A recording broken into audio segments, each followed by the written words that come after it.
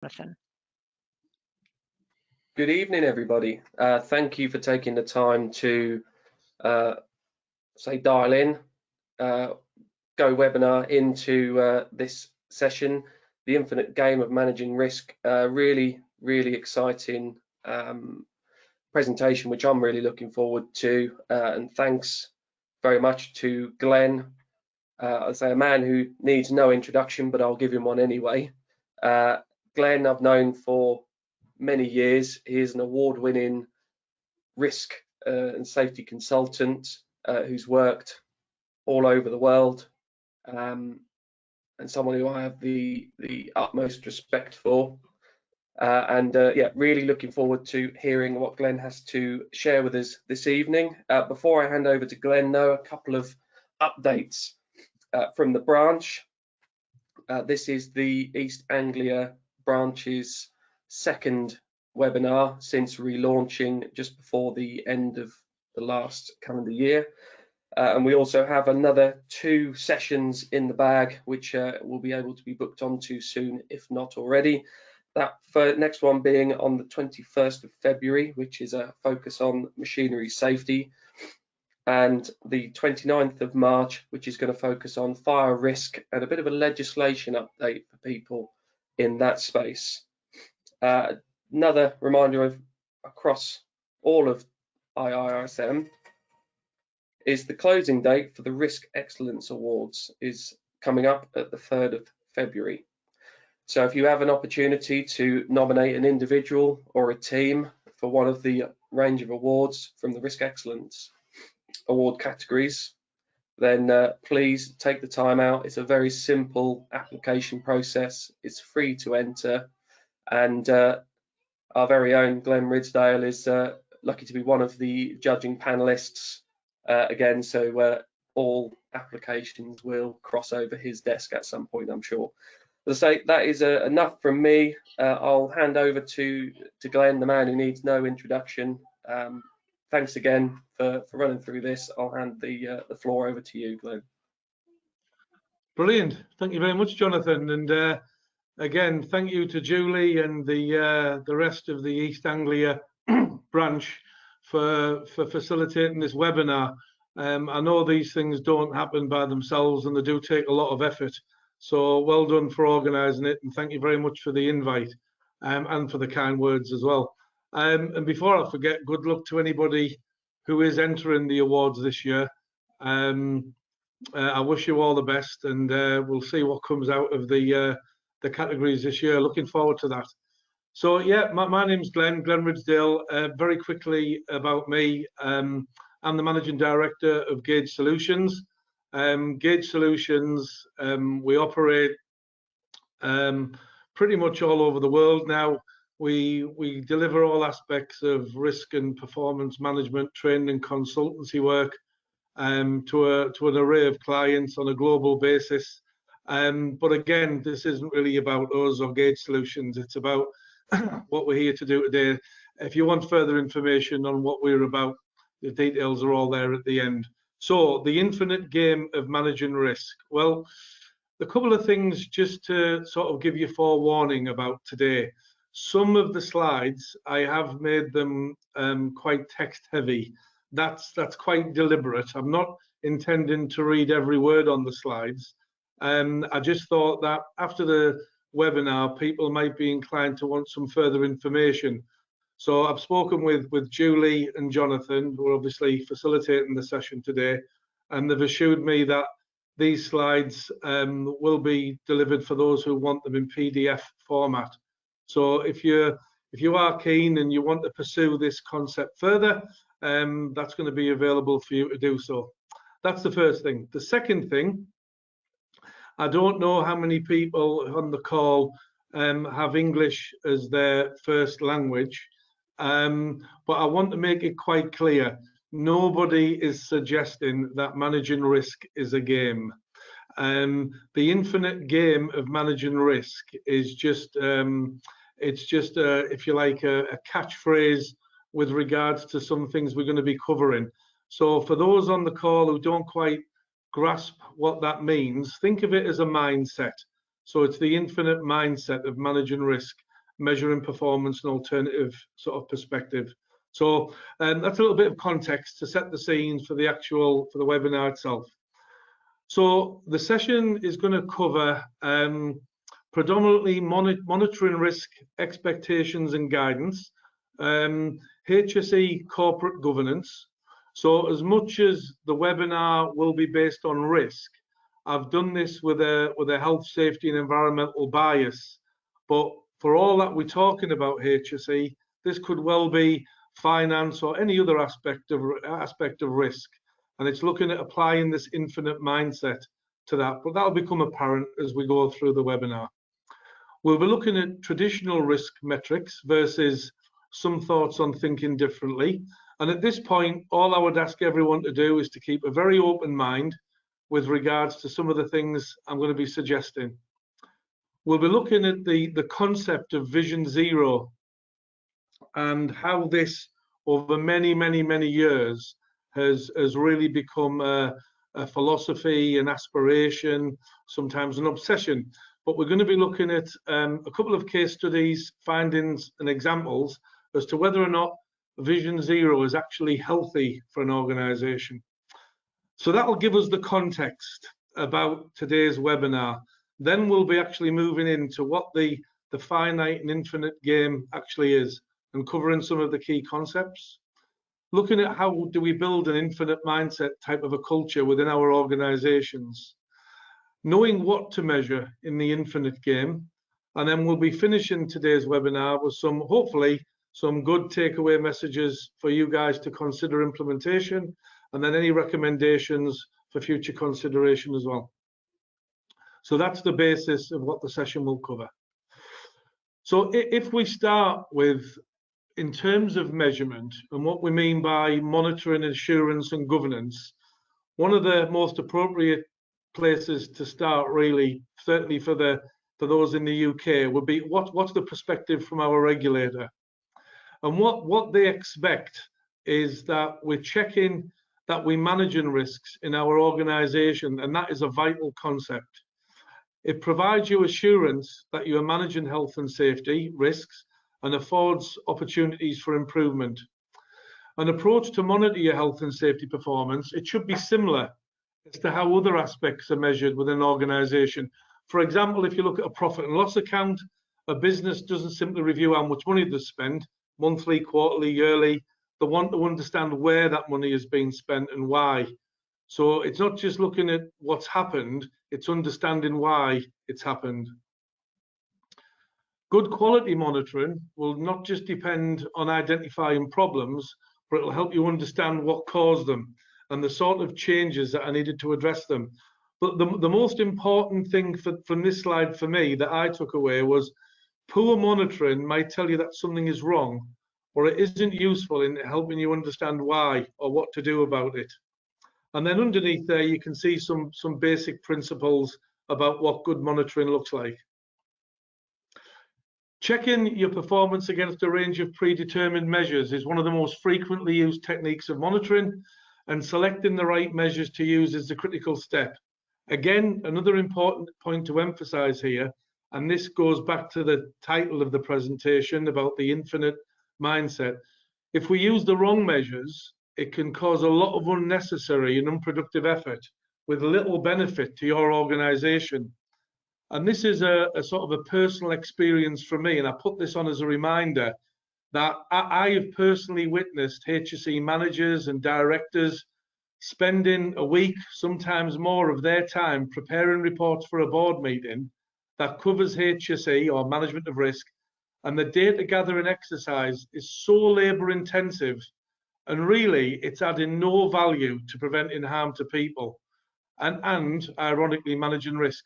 So my question to that is to what end, right? What is the purpose of the board meeting?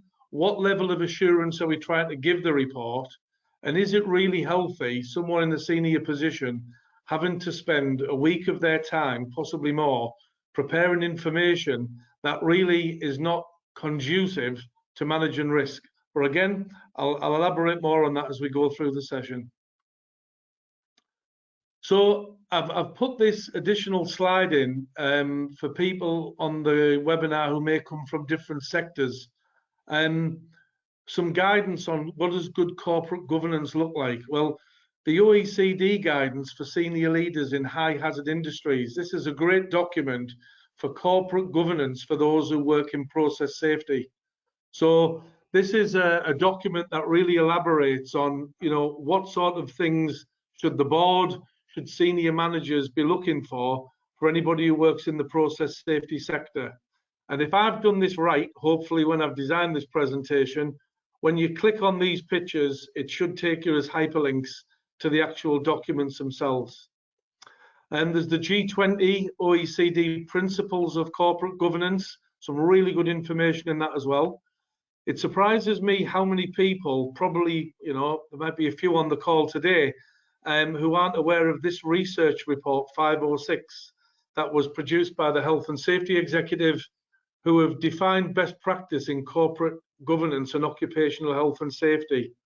And it's a really good document that gives you a steer as to some of the sort of things your weekly, monthly, quarterly, annual reports should be looking at in terms of measuring performance. And then another document there, which is analysis of the HSE's communication of risk in the 21st century. It's all linked with improving health and safety performance. Now, when you read these documents, which I have in a level of detail, the common thread that sits amongst all of them is that measuring performance requires balance. It requires balance both on leading and lagging indicators of risk. And it provides some real good suggestions and advice with regards to what those leading and lagging indicators could look like. So, given what I've just covered there with regards to leading and lagging indicators, we have to look and think, well, what have we created as risk? And in the health and safety specific profession, what metrics have we created? Well, I've just selected these at random and they're in the public domain. This is an end of year governance report from what I would class as a Fortune 500 or a FTSE 50 type company. And if you look at that in terms of, this is the section on safety. So number of lost time injuries, total recordable injuries, hours worked, lost time injury frequency rate, total recordable injury rate, fatalities, permanent disability cases. So when you look at this and really scrutinize this particular document, there's nothing in it that really gives any governance with regards to how were these numbers achieved. Yeah? So you can certainly see trends, but all I'm seeing here is what's happened. I'm not seeing any warning signs of what may happen in the future. And one of the roles that I undertake, or two of them, I sit as a non-exec director on a couple of businesses, and I always challenge reports like this because I think, yep, that all looks very good, but what I want to know from a governance perspective and an assurance feeling is, well, how did you achieve these figures? How were they actually achieved? And that's an end of year example. Business number 2, this is an extract taken from a month-end report. And again, it's not a particularly good graphic. I do apologize for that, but I'm sure many people on this call, this webinar, have seen similar sorts of graphs and statistics, and all of these acronyms we've created, RIDOS, TRIR, AFR, all these lagging indicators of safety. Well, if nothing else, one of the takeaway thoughts from today is, are these metrics which are used in many businesses for measuring risk, example HSE performance, are they really adding the value that similar business metrics add, such as finance? Or have these things that we use just become normalized and expected? Let me be clear at this point, there's nothing wrong with metrics like this, but it needs balance. As we've already seen from the governance documents I've shared, from what the health and safety executives suggest, is we need to have balance to show and demonstrate that we've got real assurance that our risks are being controlled and managed. So if we think, well, what alternatives are there? I don't know if anybody on the webinar has come across this sort of organization, Resilience Engineering Integrated Operations. A number of years ago now, they coined a phrase that safety is not about the absence of negatives. It's about the presence of capacities. Yeah. What does that mean? Well, in simple terms, as I like to keep things, managing risk effectively is not just simply about measuring failure. Yeah. Safety is not just about the absence of negatives. It's about the presence of capacities. So there's a gentleman that probably in the last 5 to 10 years is almost on a personal crusade to try and change this thinking. And again, many people may have come across him. For those who haven't, this is Professor Sidney Dekker, and he's a professor at Griffith University in Australia. And he coined a phrase a number of years ago now about safety differently. And it was, he'd captured that in what I'd like to think I was doing, we were doing at Gauge Solutions, where he gave it a framework. And he's written a number of books. And some of the phrases that he's captured within them books, if you look at the Field Guide to Understanding Human Error, safety improvements come from organizations who monitor and understand the gap between the procedures and the practice. Underneath every simple, obvious story about human error, there is a deeper, more complex story about the organization. And then the bottom one there, accidents are no longer accidents at all. They are failures of risk management. So if we understand that concept, we understand why we're getting the zeros or the trends for our total recordable injury rates, etc.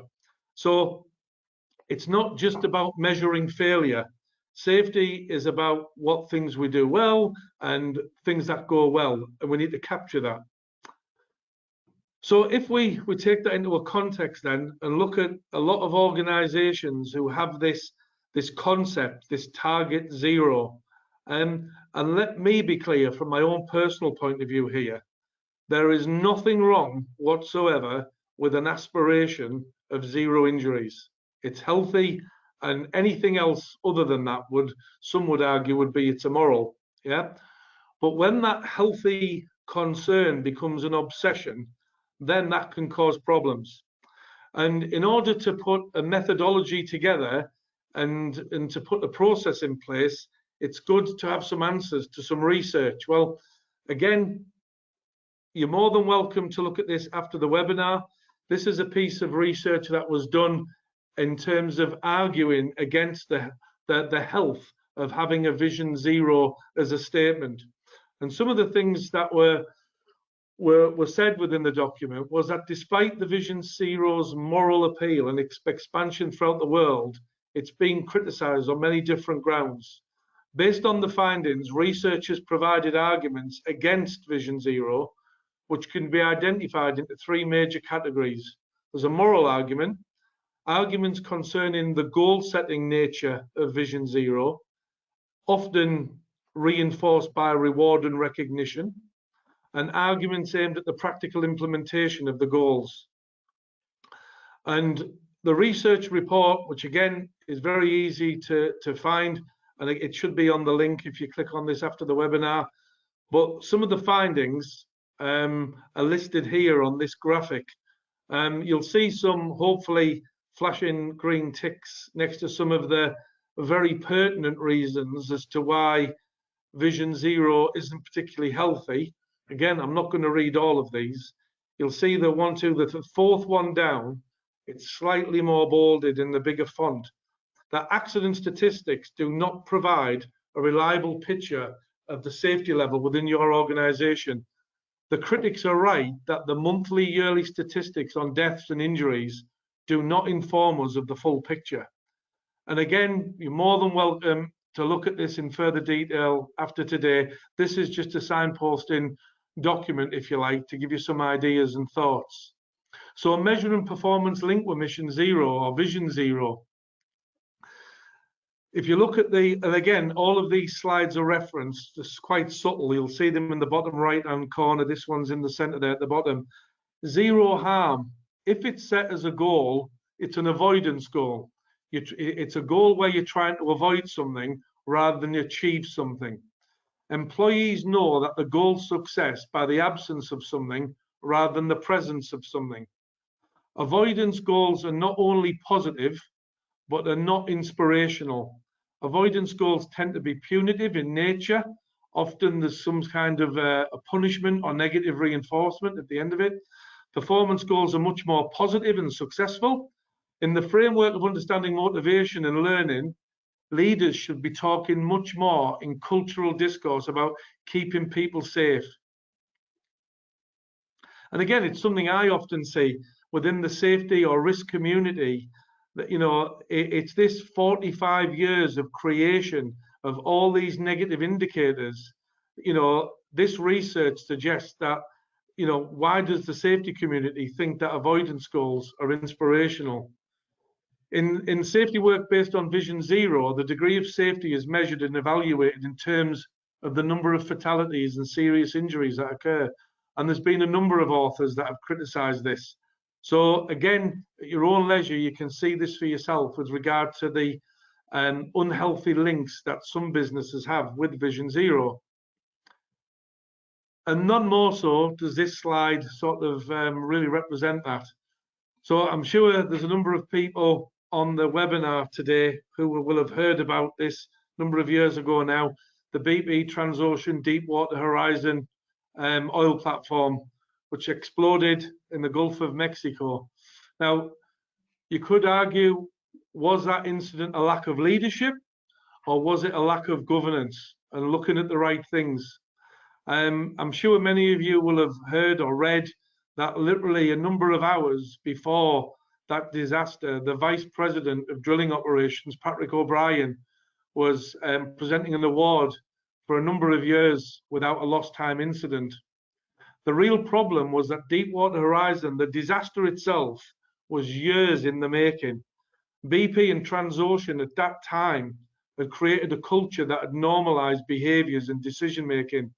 So this brought about what was called by the Chemical Safety Board an unavoidable tragedy, but rather what now is now termed a normal accident. A number of things had been normalized. So the term is product of normalized decisions by people who were following accepted practice and routines and lack of governance and management oversight to correct them.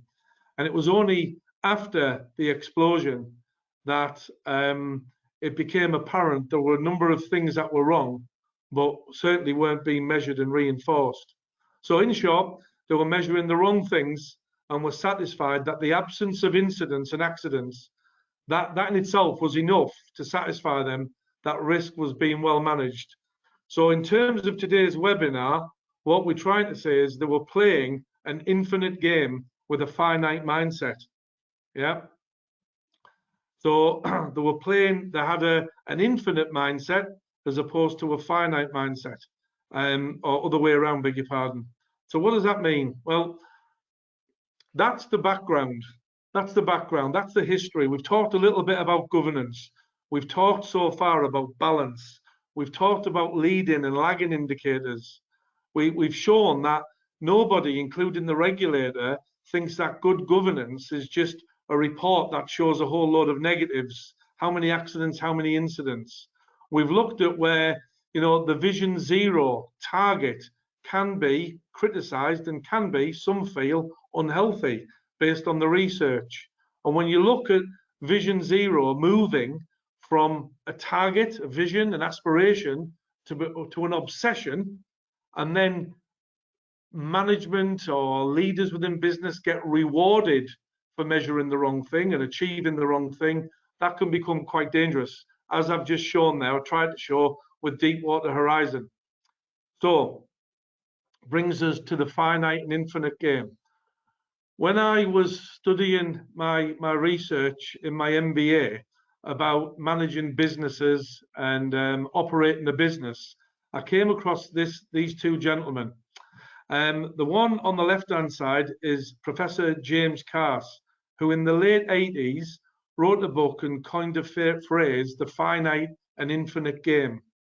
And he talked about the finite game is played for the purpose of winning, an infinite game for the purpose of continuing the play. Well, in more recent years, a motivational type leadership speaker, Simon Sinek, he's the author of the book, The Infinite Game, particularly. So he talks predominantly about the infinite game. And he's also the author of another good book called Why. And what Simon suggests is, and this is purely based on business, most leaders are playing the wrong game. When you play with a finite mindset in the infinite game of business, you lose trust, cooperation, innovation along the way. In contrast, infinite-minded leaders create much stronger and competitive organizations. They even shape our future and leave behind resilient organizations and a legacy that lasts for generations. So, when I was looking at this, studying my MBA, I thought long and hard about this, and I thought this concept, this whole research piece and the whole application to business, it also applies to management of risk. Management of risk is not finite. It's infinite. It goes on. It goes on. So I thought, well, what would be useful today is to maybe describe what's the difference. First of all, some key terms. Again, I wasn't sure of the audience today, so I've tried to put some key terms and definitions. So infinite basically means without limits. It has no end. It has no boundaries. As opposed to finite, it has a definitive limit, or it's a fixed size. And both of them have got Latin origins. So again, bear that in mind. Infinite, without limits, without end. Finite, having a defined limit or a fixed size. So in everyday life, how can we apply the infinite and finite game? Well, if you think about a finite game, an example of that would be football, cricket, basketball, passing an exam. They both have a beginning, a middle, and an end. There's known players in the game, there's fixed rules, and there's agreed upon objectives. And the outcome from the finite game is somebody wins and somebody loses. Now, at this point, I want to make it clear. If you look down the left-hand side column, you'll see football and cricket and basketball. Then underneath, passing an exam. Yeah. If you move across to the right, yeah, that is just a list. So it doesn't mean that known players, fixed rules, and agreed upon objectives just applies to passing an exam. It also applies to football, cricket, and basketball. So what I'm saying there in that table is football, cricket, basketball, passing an exam is a finite mindset. It's a finite game. It has a beginning, a middle, and an end. There's known players, there's fixed rules, there's agreed upon objectives. And at the end of it, you either win, lose, or you pass, right? That's when you play that game, you're playing with a finite mindset. Conversely, when you're playing an infinite game, think about this, yeah? Businesses in your sector, construction, manufacturing, being a parent doesn't have a beginning, a middle, and an end. Being a parent goes on forever. Healthcare, you can't win at healthcare. You can't win at education. You can't win at marriage. All them things, you try to perpetuate the game for as long as you can. It goes on and on. And within infinite games, if you take something like the construction industry, the petrochemical industry, the manufacturing industry, the banking industry, there are known and unknown players. There's no such thing as winning. The focus is on others. New players, new businesses can join at any time. You don't necessarily know who all the players are. For instance, I would challenge anybody on this call who works in construction to tell me the name of every single business, never mind in the world, in the UK. You don't know. The rules are changeable, meaning every player can play however they want. Yeah, the game never ends. The focus is on legacy. So when you've got an infinite mindset, the outcome is to perpetuate the game and stay in the game as long as you possibly can. So if we go back to, by definition, managing risk is an infinite game. Yeah. So at the end of the month, yeah, it doesn't stop. It goes on and it goes on and it goes on and it goes on and it goes on. And the idea is to manage risk well forever, not to manage risk well for a month. There's no formal competition. There's no beginning, no middle, no end. It's a consistent, persistent, and never-ending pursuit of ensuring the systems, the culture, the people that we have are effective and remain unharmed. So if you think about what happened with Deepwater Horizon, 11 people were killed, 17 people were injured. It was the worst environmental disaster in US history. BP were prosecuted. So the aftermath, Shell, Total, Conoco, Phillips, Perenco, ADNOC, none of them won anything. They can't claim to be the best at safety just because BP had an accident. There's no competition. And this is the bit that I think some people lose out on, lose sight of. They simply keep operating. Those businesses just keep playing the game. Yeah, incidents, businesses come and go. There's no such thing as winning at managing risks or winning in business. It doesn't exist. Yeah, it doesn't exist. So business leaders, HSE, risk management professionals, for all those on the call, do you think that everybody fully understands what game they're playing? Certainly in my experience, the language of far too many leaders becomes abundantly clear they do not know what game they are playing. They talk about being number one at HSE. They talk about being the best at HSE. They talk about beating the competition with respect to HSE. My challenge to them is based on what? Show me where there's any agreed metrics in business for managing risk. There's guidance I've shown you earlier on from the health and safety executive, from the corporate governance document, but there's no competition. So it amazes me when you have leaders in businesses playing an infinite game with a finite mindset, yeah, saying they're going to be number one when there is no competition, yeah. So it, again, you know, this is something for people on the call to think about. There's nothing wrong with one to try and be really good and really proficient at managing risk. But to claim you're the best or to claim you're world class, I often challenge that because there is no competition to say, well, what's world class based upon? So in terms of Gauge Solutions, I always challenge some of our HSE managers, some of the C-suite executives who claim the number one in their sector. They might be very good. They might be lead in their sector. And all I'll say to them is, yeah, for now. But in 6 months' time, will you still be number one? You know, you're playing the long game, not the short game. So the real challenge then, when you're building your infinite mindset type of a culture, so if you have a finite mindset, this, for me, and the research suggests it's where it's a culture that damages the business and many of the people and focuses on short-term benefits in the name of short-term gains. It's a HSE culture that in many businesses sucks the life out of many of the great people who work there. There is sufficient, more than ample evidence to suggest that it will eventually come at a much deeper cost in terms of workplace incidents, commitment, loyalty, and employees wanting to do the right thing as having to do the right thing. Yeah, big difference.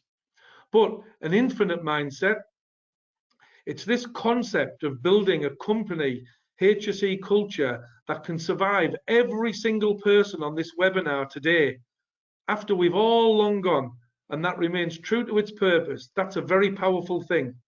Is that aspiration essential? Well, it depends on what kind of culture every single person on this webinar wants to sustain.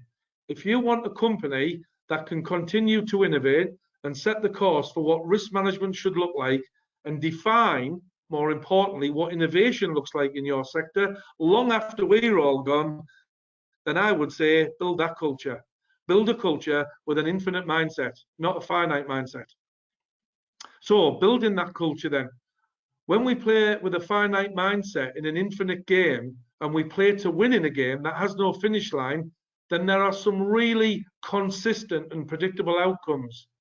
There becomes a decline in trust, a decline of cooperation, a decline of innovation. Again, all those on the webinar today, you all don't know. I would challenge anybody to tell me every other company in construction, power, manufacturing, oil, gas, petrochemical, banking, waste and recycling sector.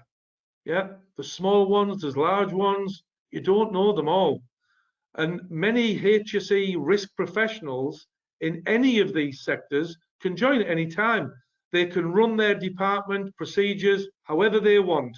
There is no set way. Some companies like flowcharts, some companies prefer procedures that are very wordy. They can do whatever they want. Nobody wins at risk management, as it's not finite. It does not have a beginning, middle, and end. It simply repeats and repeats. The series of repeating a finite game doesn't make it infinite. It just makes you exhausted. Yeah, it's a different mindset.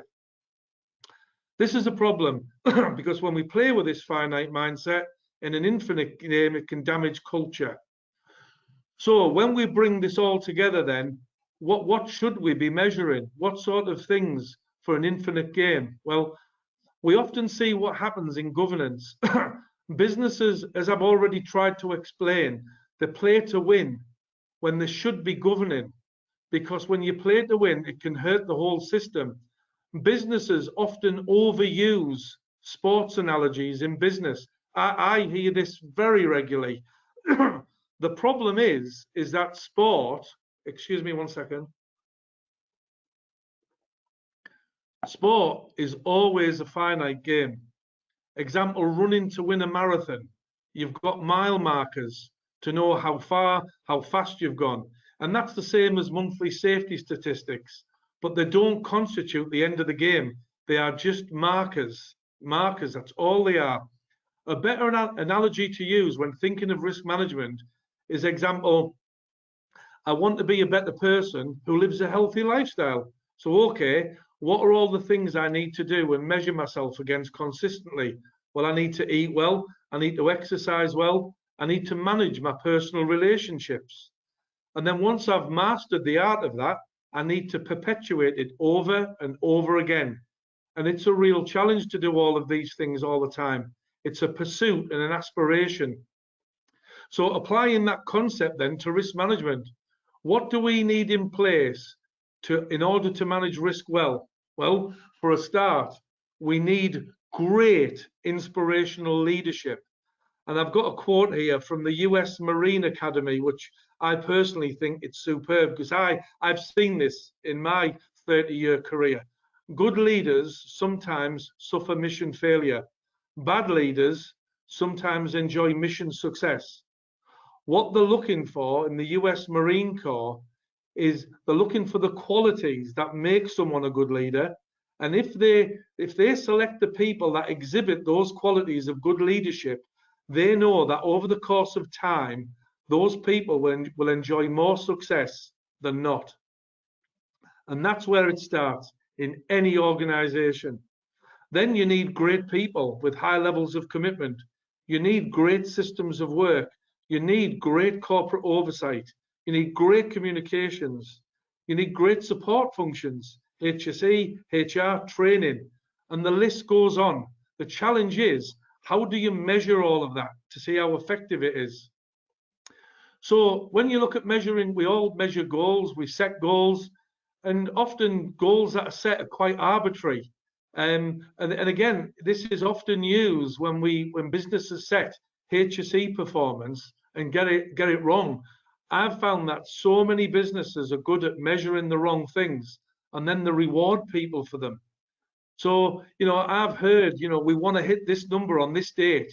We want to reduce our accident frequency rate by 10% by Q4. Somebody just made that up, literally. It's very rarely I see any science applied to some of these. And if there are some people on the call who do apply science and data analysis and use big data to come up with this, well, I commend you. Yeah, it's brilliant, but it's not the norm. In fact, quite often, someone will even say, I think we can do better than that. And someone says, you're right, here's the new HSE goals. And it's usually within 12 months because that's when bonuses get paid. So these are the typical sorts of scenarios. So if we take that back to a healthy lifestyle analogy, if you're trying to lose X amount of weight by such a date, it's often an arbitrary number and an arbitrary date. Yeah, I'm going to lose, I don't know, 10 pounds by the summer. Yeah, you hit the goals, you're elated, but then what? The problem is the game's not over. You have to keep it up and keep exercising the rest of your life. Hitting a goal means nothing if you're wanting a really healthy lifestyle. What you need to understand is, how did you achieve that goal? What happens if you miss the goal? Well, you're probably much healthier than when you started your venture. You just picked the wrong number and the wrong date, and perhaps in a year and a half you'll hit the weight that you want, and you can see it from the trend data. You're heading in the right direction. Yeah.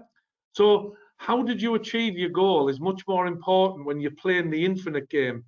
So this is what we mean when we're managing risk and managing performance. The absolute end game of managing risk is finite, which is zero. But it is the trends on how we get there that are infinite. If I have two teams and I simply bonus employees on one factor and one factor alone, which is, did you hit your accident frequency rate? Did you hit your TRIR on the date? What you could end up, and I've had personal experience of this, some leaders who decide to change the data at the last minute to suit them. Some leaders who threaten people. Some leaders who cover up incidents, manipulate the figures.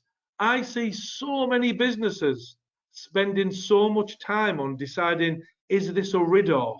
Yeah, is this a RIDDOR? Because they're trying to avoid reporting it, because Sidney Decker, back to Sydney, he would argue they're trying to manipulate their looking good index. Yeah, so it's damaging. And then people who achieve this, they treat like heroes and receive the bonus. So this sends out a message to the rest of the company that we don't care how we achieve the numbers, we will reward you for it regardless. And over the course of time, this has a real negative impact on culture.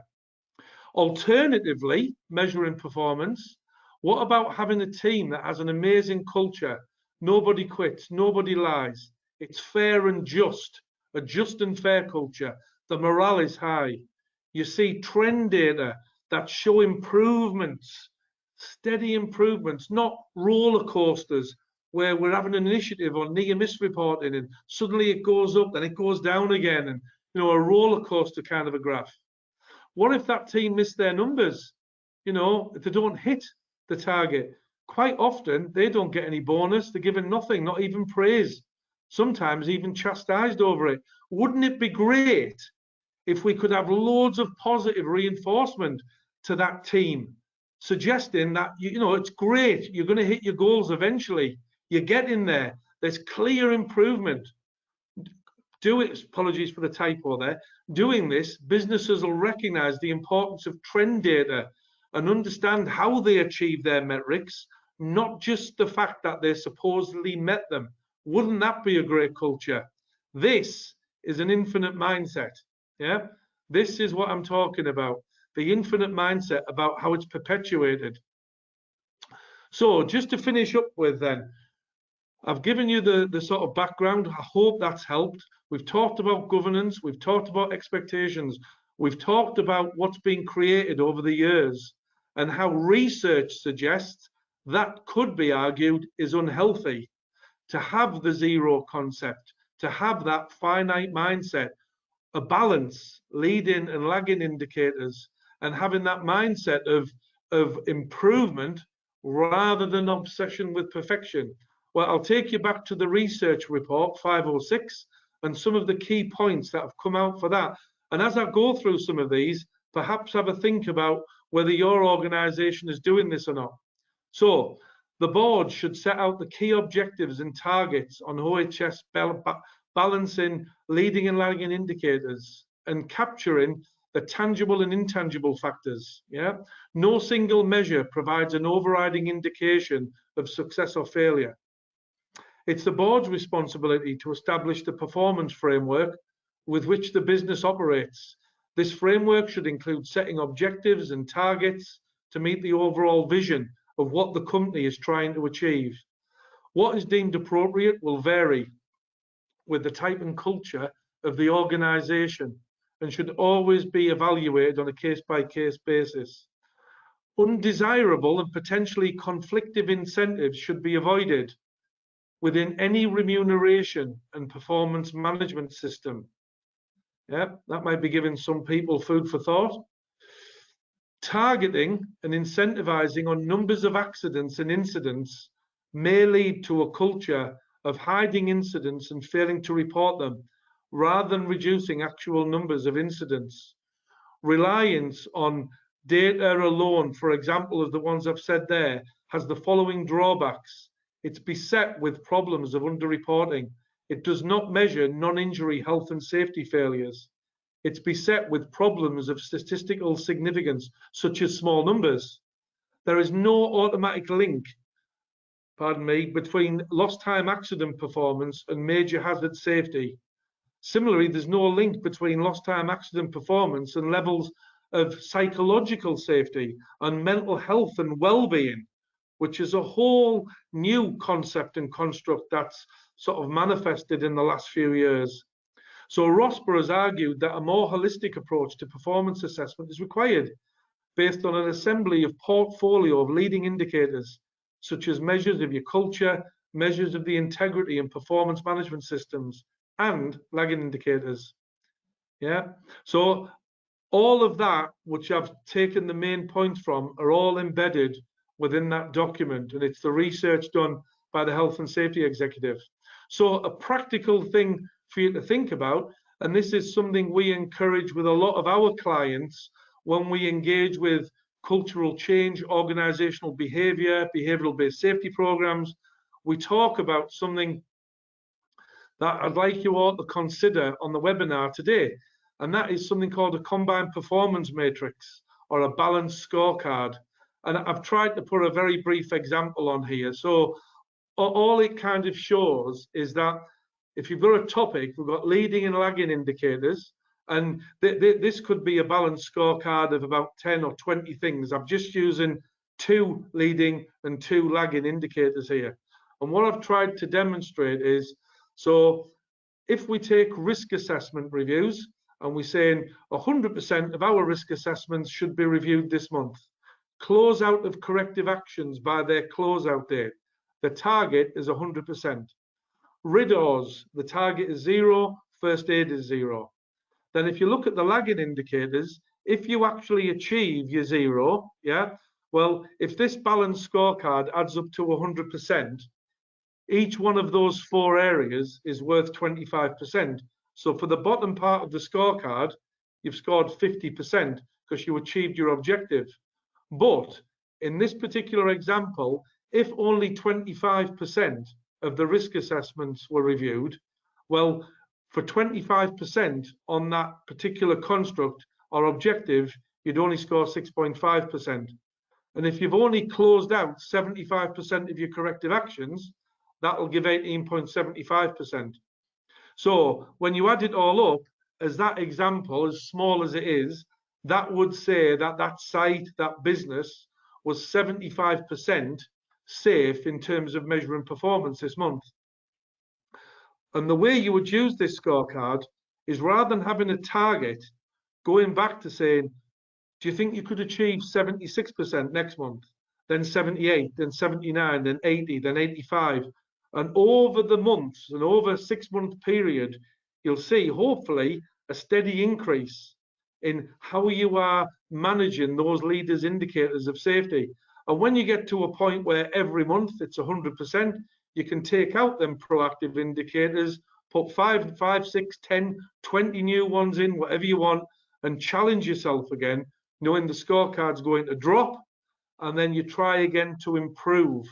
And what that does, it demonstrates that on a monthly basis, yes, we can show our board of directors that our TRIR, our AFR, our LTI rate is it's heading the right direction, but we can also supplement that with the how we've achieved it.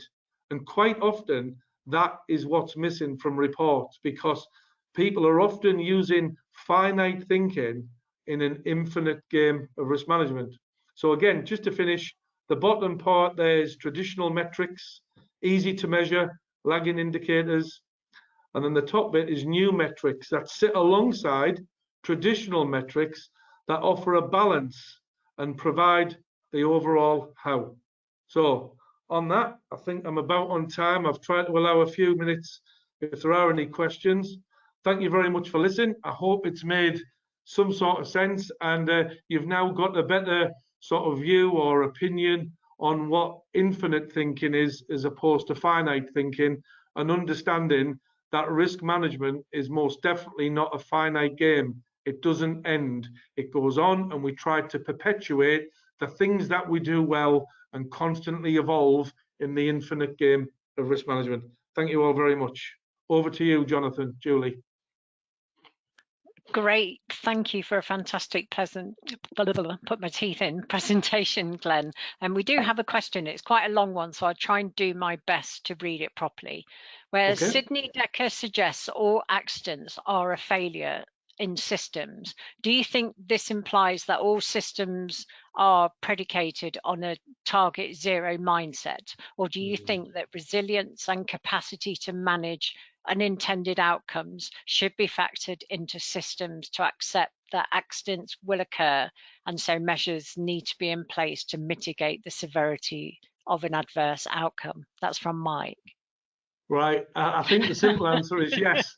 I think in terms of resilience engineering and trying to say that everything is a systemic failing, I actually think there is research out there that would suggest that you know, not everything is a systemic failing. There are elements of human factors where you know, it could be down to an individual circumstances. But in answer to the question, yes, there should be more things built into processes that try to take into account. I mean, if this is such a really good question. I mean, it takes into account all aspects of psychological safety, people's mental health and well-being, and you can't. It's very difficult to say that everything in business, if something was to happen, an incident or an accident, is a systemic failing. What we've got to look at is the whole person approach to safety, and think about, you know, how much effort do we put into people's well-being, the mental health, their personal circumstances, and that's a challenge. And that the sort of question that's just been asked there is without doubt infinite thinking. How do we put those challenging metrics in place to take them things into account, rather than thinking, well, something's just happened and that's impacted on our statistics at the end of the month, end of the year. So I think the short answer to that, I'm fairly convinced on it, is yes. There should be more effort put into systemic thinking and resilience to take into account the whole person approach to safety as well as the systems. Great, thank you. I had a number of comments. Hello, thanks for a valuable webinar, great webinar. Thanks for the presentation today. Just to clarify, we will let people, I will email Glenn's presentation tomorrow. So that's it so far. Jonathan, do you have any questions for Glenn?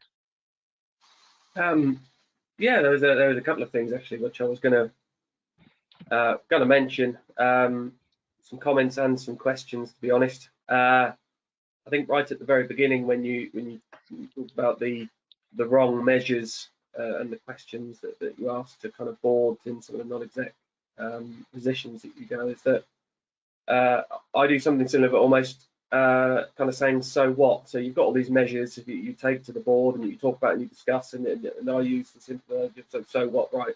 You've given that information across to a board member or to an executive committee.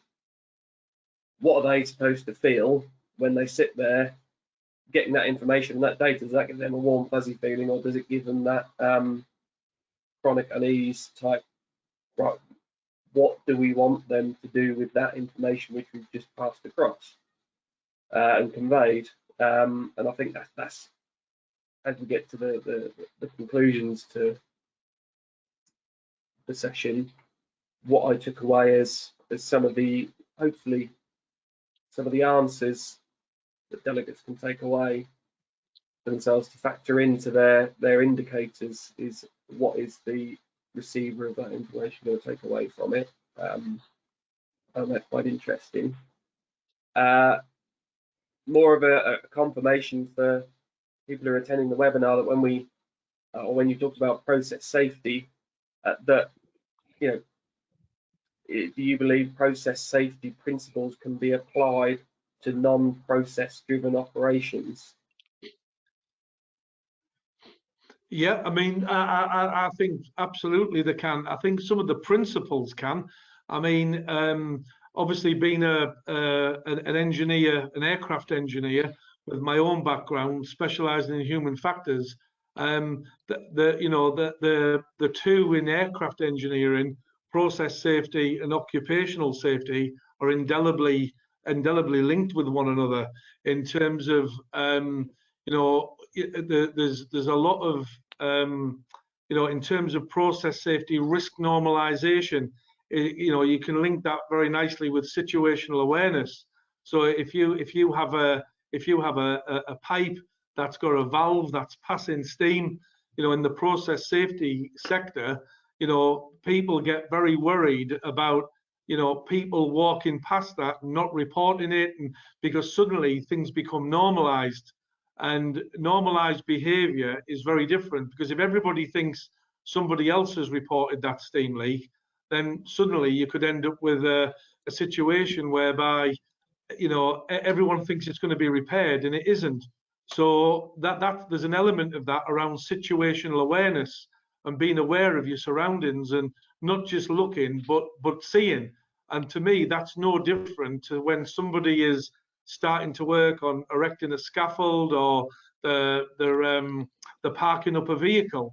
Have you parked up a vehicle right next to a pothole, so that when and it wouldn't be the first time this has happened, somebody gets out of a vehicle and they're spraying their ankle because they haven't been situationally aware. Or if somebody's working and there's somebody above them, could something drop on the head? And I think, to be fair, some of the principles of process safety, and taking that time out to really look and delve, have been introduced for things such as a POWER, a take two, a take time risk assessment. And I also think that the metrics you can use, there'd have to be some thought around it, but it can absolutely be done, but only to a degree. I think, Jonathan, I think it can be done, but it will have limits. Brilliant. No, thanks for that, Glenn. And No problem. as the last kind of question from me is that there was loads and loads to take away and to think about, and thank you for kind of hyperlinking the documents and reference material for those that have logged on to go away and kind of take a look at a lot of the research documents. I know there's a few there which I'm going to be taking a look at. But if there was one takeaway that you could say to everyone who's attending and everyone who may then listen back when this gets published on the YouTube channel, what one thing could they go back into their workplace, tomorrow, and start getting a bit of a bang for their buck, or a bit of a kickstart with this mindset? What kind of takeaway would you most bring to tell them? I would say the takeaway for me is, don't obsess over perfection and take for granted improvement. I think perfection and an aspiration to achieve zero harm, zero, is fine. But I think for it to turn from a healthy aspiration to an obsession becomes unhealthy. And I'm for a culture of never ever taking good people for granted, and make sure that there's an engendered culture of positive reinforcement, and never ever taking improvement and good people who do a good job for granted. And I think that if that's done, and it's done sincerely in a non-patronizing way, that one thing, I mean, there's many, but you asked me one thing, that one thing for me is so important. We should never ever take for granted any steps in the right direction, at the risk of just obsessing with zero. I think it's so important. I think it was on about the third from the last slide, about what you would do with a good team where the trends are showing that everything's heading in the right direction. Yes, they might have an off day, but quite often I see that off day being noted, and there isn't enough fuss made about, or positive reinforcement made about, the trend generally is going like that. And I see it in so many businesses whereby that positive reinforcement doesn't happen. And we always work, as you know, Jonathan, on a ratio, and I know some people would debate this, but it's very simple. It's 4-to-1. I'm a big believer in organisations where there truly is a good culture. People experience 4 times as much positive feedback as they do to the one where there's room for improvement. No, brilliant. No, absolutely agree. Yeah, the 4-to-1 ratio, I do remember that well. I think that's a great takeaway for people to take back and look at starting to implement. Ever so simple and well worth doing. Look, thanks, Glenn. That was everything, all the questions that I had. I think one last plug to those who've dialed in. Next branch meeting is the 21st of February again. That one is machinery safety. We've got a chap coming in to talk to us about Pure and some simple solutions that we can apply to Pure. And our next one after that is we confirmed as the 29th of March, where we're looking at fire legislation. And a final reminder, 3rd of Feb, deadline for getting your Risk Excellence Awards in, the opportunity to get a nomination for a team or an individual. Again, Glenn is one of the judges on this year's panel, and I'm sure we're looking forward to receiving all of those. I'll hand back over to you, Julie, if there's any final thoughts, or Tony as our chair. Just a quick question, Jonathan, quickly. I think people must be typing off that business card at the bottom there. I've had 5 requests in already for the slides. Can I just make sure that everyone is aware that I would prefer them to go through Julie? I'm not being negative, but it's I'd rather them go through Julie than me send them out just ad hoc. Is that all right? Yeah, I'll make sure I email them to everybody tomorrow. Oh, great. And I just want to take the opportunity, Glenn, to thank you on what was a most thought-provoking presentation, because you actually covered there, certainly in the early stages, some of the guidance documentation that I have to confess, after all these years, I wasn't even aware of. And I think it's useful in the fact that it's been hyperlinked, and it gives people a good takeaway and gives them perhaps an alternative way at looking at how they manage a business moving forward, as opposed to the traditional use of perhaps relying on things such as ISO standards. And I think it's beneficial in the fact that you may be able to integrate a number of documents that will drive the business process forward. So, once again, from, on behalf of the East Anglian branch, I thank you very much for your presentation tonight. Absolute pleasure. You're very welcome, as are all the members and the people on the call. Thank you. Great. Thank you for giving up your valuable time, Glenn. We really do appreciate it. And thank you for the East Anglia Branch Committee who volunteer your time to organise these webinars for members. So I'd like to wish everyone a good evening, and I hope to see you at the next branch webinar. Good night, everyone. Good night. Thank you very much.